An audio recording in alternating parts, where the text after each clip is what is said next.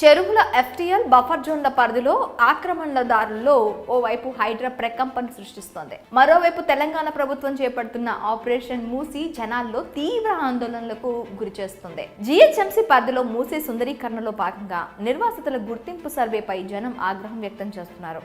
పలు చోట్ల సర్వే కోసం వచ్చిన అధికారులను స్థానికులు అడ్డుకున్నారు. వారితో వాగ్వాదానికి దిగి తమ కడుపు కొట్టొద్దని వేడుకుంటున్నారు.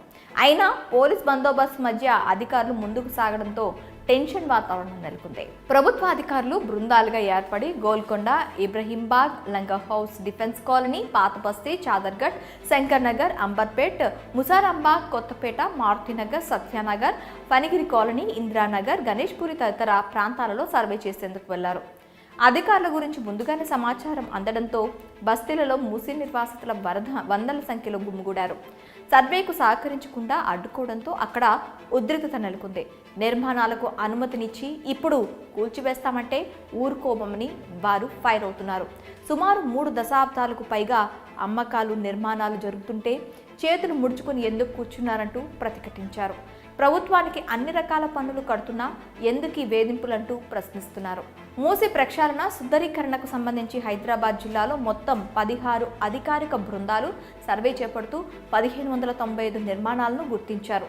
మూసీ బెడ్ను అనుసరించి నిర్వాసితులను గుర్తించేందుకు వచ్చిన అధికారులకు స్థానికుల నుంచి నిరసనలు వేస్తున్న పోలీసుల సహకారంతో కొన్ని చోట్ల మార్కింగ్ చేశారు.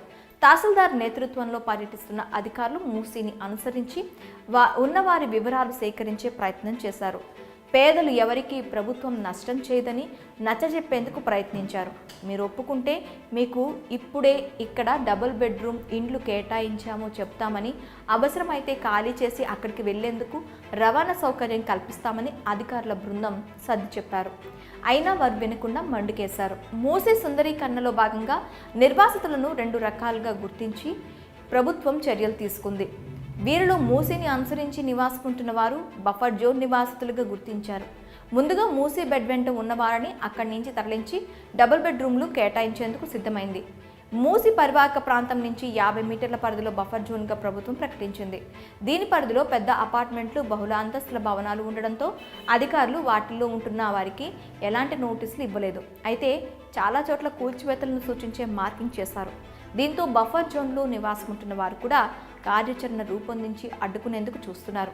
కొన్ని చోట్ల ప్రజల నుంచి తీవ్ర వ్యతిరేకత వస్తుండటంతో అధికారులు వెనుతిరగాల్సి వస్తుంది.